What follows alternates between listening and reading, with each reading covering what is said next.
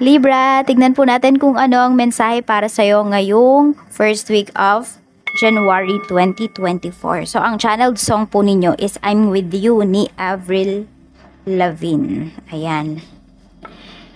It's a damn cold night, try to figure out this life. Take me by the hand, take me somewhere new. I don't know who I'm, but I'm with you. Basta ganun yung kanta na yun.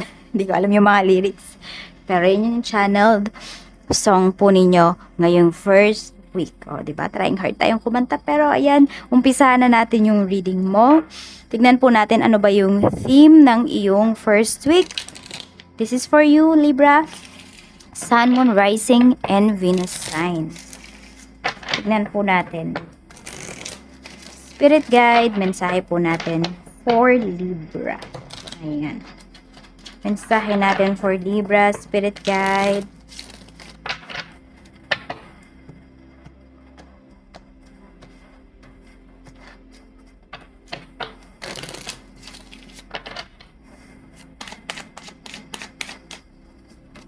We have King of Cups.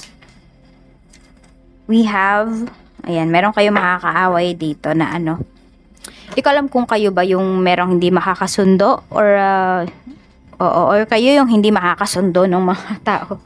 Pero ayan, basta meron dito parang matigas yung puso ng tao na to. Libra, parang ayaw kanyang pakinggan. So medyo may pag-aaway po dito na pinapakita. And pwedeng ito ay pagdating sa trabaho. Yan. Basta hindi kayo magkaintindihan ng taong to. Parang kahit ano yung ipaliwanag mo sa kanya, yung kanyang isipan ay sarado na. Tignan po natin ano ba yung struggle mo. So actually, ito isa to sa struggle mo. Siguro ang need mong intindihin mo na lang talaga yung tao na to. Parang ikaw na lang yung maging humble dito. Kasi pwedeng mas matanda po to sa'yo. Tignan natin, Spirit Guide. Okay, ito yung mga struggles mo. Meron tayo ditong ano to, Four of Swords in reverse. Ayan, nababurn out yung iba sa inyo. Stuck in the past. We have Six of Cups. Okay, meron kayo dito laging naaalala, napapaginipan. So parang yung iba po sa inyo natutulog kayo pero pagkagising ninyo pagod kayo. Kasi yung mga panaginip ninyo is pwedeng laging may kaugnayan sa past po ninyo. Laging may kaugnayan sa isang tao. Some of you, pwede po na past life ninyo talaga yung napapagkinipan ninyo. Kaya pagod na pagod yung iba sa inyo. Okay, meron tayo ditong Ten of Cups. So, pwedeng meron ditong family relationship nga na hindi maayos. Meron ding maghihiwalay. Or some of you, pwedeng hiwalay na nga kayo. Kaya lagi mong naaalala yung taong to. Parang hindi talaga kayo magkasundo. For some of you naman, pwedeng ito nga ay about sa family or sa bahay po ninyo. Parang hindi kayo masaya. Parang wala kayong peace of mind. Parang mas gusto nyo pa, Libra, is magtrabaho. Gusto nyo lumayo. Yun yung nakikita ko sa inyo dito. So, yan yung struggle ninyo. Diba? Ano ba yung gagawin ninyo para maging maayos? Kunwari ito, pagdating talaga to sa bahay ninyo, ano ba yung gagawin nyo para maging maayos yan? Sabi ko nga sa inyo dito is pwedeng, siguro kayo na lang talaga yung mag-a-adjust kasi mas matanda yan sa inyo. May struggle talaga kayo dito, oh. Tapos, medyo meron din dito, sobrang defensive pagdating sa mga sasabihin niyo. Ayun, kaya din siguro hindi kayo magkaintindihan ng kausap mo kasi hindi ka pa tapos magsalita, napaka-defensive niya.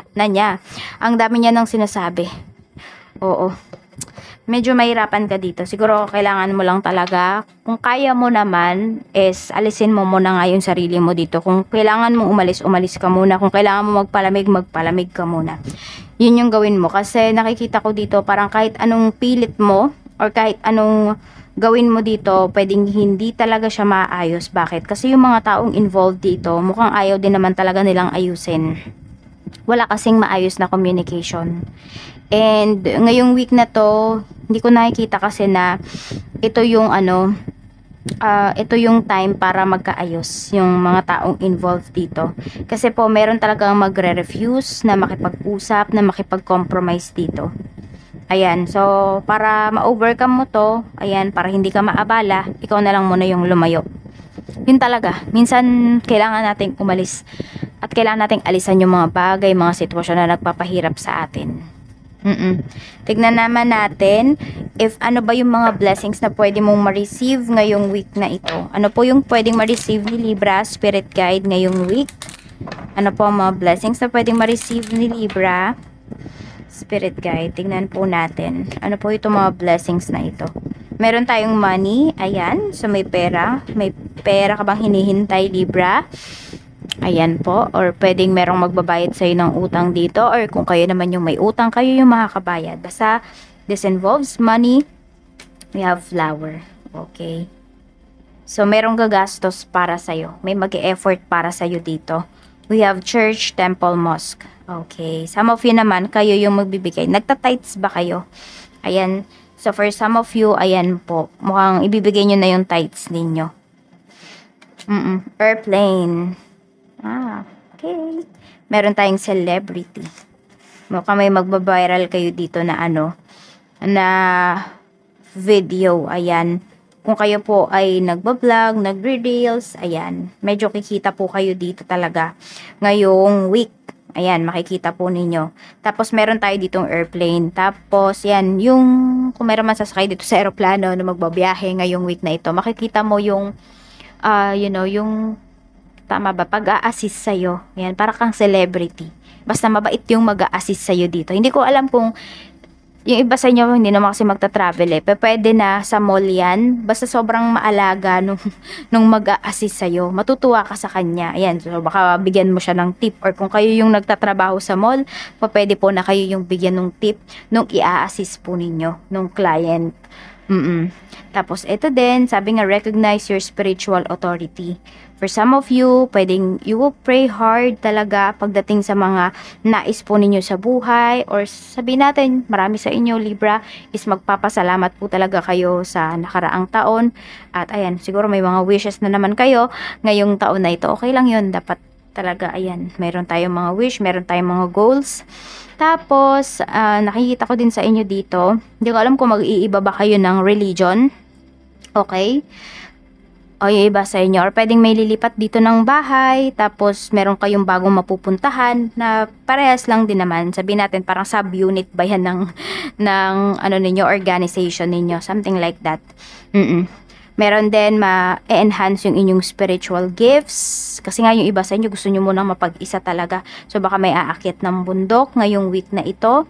Tignan po natin kung ano pa yung mensahe. Basta mas nafe-feel ko kasi sa'yo is basta iwan mo to, alisan mo ito, magkakaroon ka talaga ng peace of mind and mas maraming blessings na darating sa'yo. Tignan po natin kung ano pa yung mensahe para sa'yo. Spirit guide, mensahe pa po natin for Libra. Mayroon tayo ditong fellow travelers. Ayun nga, support is all around you. Some of you, hindi to support na na mga tao talaga. Yung iba po sa inyo, mga spirits ito. Kasi yung iba sa inyo nga ay meron kayong psychic gifts. Ayan. So, parang kahit mag-isa kayo, you feel supported. Oo. Feeling mo marami kang kasama na, magagaan yung energy. Ayan, mga spirits. So, guided ka talaga dito. Tingnan po natin. Hindi ko alam kung may ibon ka ba. Hindi ko alam kung ano ito peacock yata ito. Hindi ko alam kung makakakita ba kayo niyan. Ano ba yung symbol ng peacock? Tignan natin.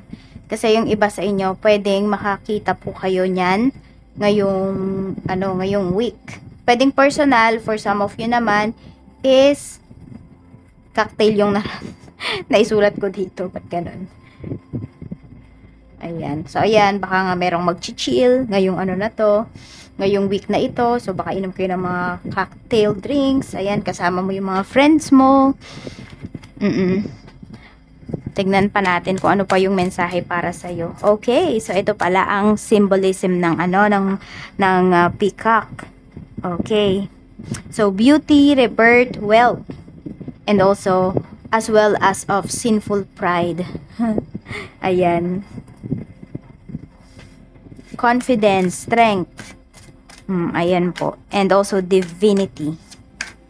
So, talagang guided po kayo dito. At yun lang, medyo mag-ingat lang kayo kasi syempre sa bawat lugar na pupuntahan mo ay may tukso, Libra, kaya kailangan ay kayo po ay maging responsable. I cry at night. Yan, medyo kayo ba yan? Or yung tao na involved dito sa nangyayari sa life mo, sa isang sitwasyon na mayroon ka? Tignan natin. Meron dito, umiiyak, iniiyakan ka pa rin.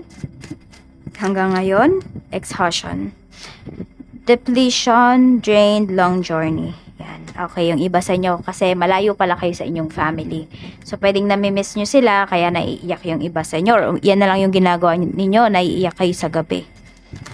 Pwedeng mahaba-haba pa po talaga yung journey ninyo, mahaba-haba pa yung kontrata. So, medyo marami pa kayong iiyak dito.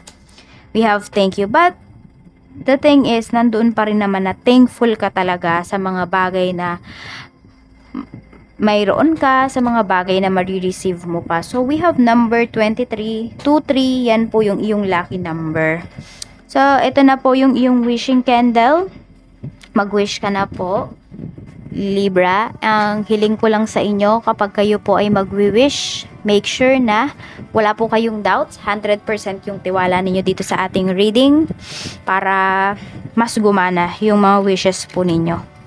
Okay, wag nyo na pong i-type kung ano yung wish ninyo. Ang i-type nyo po yung nandito sa dulo ng video natin. Kasi, ilan na ba yung nagawa kong video, no? Siguro ilan lang talaga yung sumunod. Ayan. Ayan. Na-lift na yung ating mga kung meron man nag-evil eye sa inyo. Green for good luck, money. At red naman po for passion, love, and courage.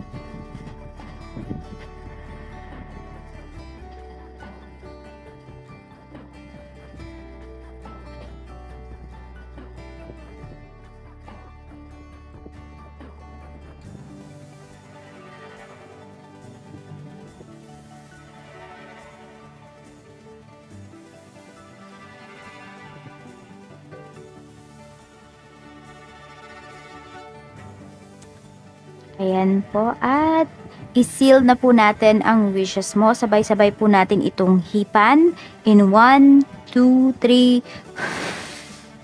Maraming salamat, Libra. Mag-ingat ka po always. More blessings to come and enjoy the rest of your first week. Bye!